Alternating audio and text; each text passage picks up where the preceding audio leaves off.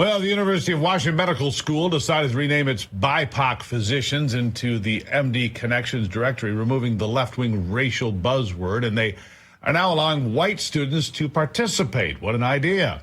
This decision comes after being sued by an anti-DEI group, Do No Harm, which strives to get rid of DEI programs in schools, which is also the goal of the new Trump administration. Will schools continue to clean house, get rid of these DEI programs like we're seeing in the federal government already this week?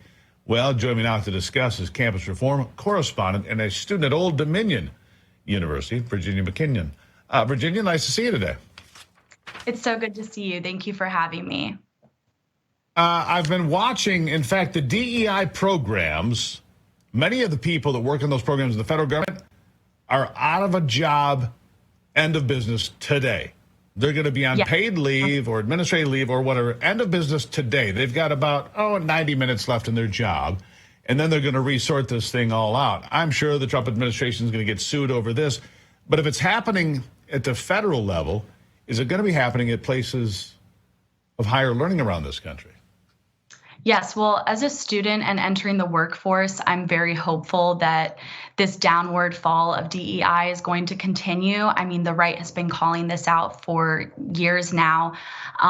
This is blatant discrimination and racism from these universities, excluding people from opportunities, this networking opportunity, which is crucial for medical students and all students to succeed in their careers.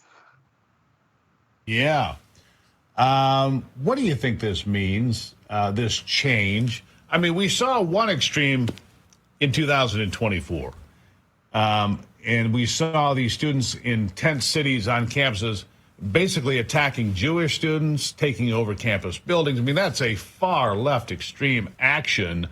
But I think we're in a different place now. I think a lot of parents who are paying, an exorbitant amount of money to send kids to those schools say, I'm done with that, right?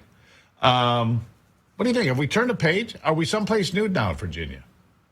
I think so. With this new administration coming in and these executive orders, we're going to start to see a change at a federal level. And I hope that higher education follows suit of this. We're seeing in the private sector as well, Apple and Meta have started to cancel their DEI programs. So yes, I'm hopeful that this will continue. What do you think the future holds for the students of all these schools? I think the changes are coming. And Donald Trump has talked about taking funding away if schools persist in pushing programs like this. Look, it all comes down to money. Look, I did the college tour here a couple of years ago with one of my children. They weren't selling an education. They were selling entertainment. Here's your workout facility. Here are the snacks you can get. You got a meal plan. You got entertainment. Oh, and you also get to get a diploma somewhere along the line. I think the focus of higher education has been off the mark for a while now. I think we need to focus on making kids ready to work, make a living, support themselves and their families. Am I wrong about that? No, I agree with you. And I think that's why these networking opportunities like this BIPOC Physicians Directory is so crucial for all students to be a part of. This was exclusionary and discriminatory against students.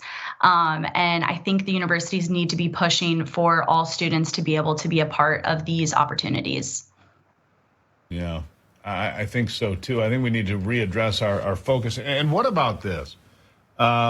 Another thing that I think is going to change, because I've seen it change already. During Donald Trump's first administration and for the last 4 years, people were very sheepish about discussing politics or saying, I'm a Trump supporter. A lot were anyway. I don't think that's the case anymore. And I bring that to the university lecture halls, where you would have a very liberal professor in front of a lecture hall of 100, 200, 300 kids pontificating about left-wing ideals and how wonderful they are. And conservative kids would just sit there and bite their tongues and say nothing. Are kids going to speak up now, Virginia? Do they feel empowered to say, you know what? I don't agree with you, Mr. Professor, Mrs. Professor. I'm going to tell you why you're wrong. That's what I used to do in college. I'd stand up and talk to people. That was a long time ago. Will that return? Will that spirit of real discourse in the classroom return with Donald Trump in the White House? I think that's part of what the Leadership Institute's campus reform is striving to do. We've been calling out these DEI policies for a while now and calling attention to these discriminatory programs that are happening on our college campuses. Yeah, well, I hope you're right, Virginia. I hope we can take back education. And remember to tell kids once in a while, hey, America's a pretty great place. You're pretty lucky to be here. People should remember that. Virginia, Thank you for being here. Thank you so much for having me. Yes, ma'am. They have a Virginia McKinnon from Old Dominion. Look, I hope we're on the track to something better, and I hope you do too. Don't go anywhere. America's Voice Live will continue in a moment.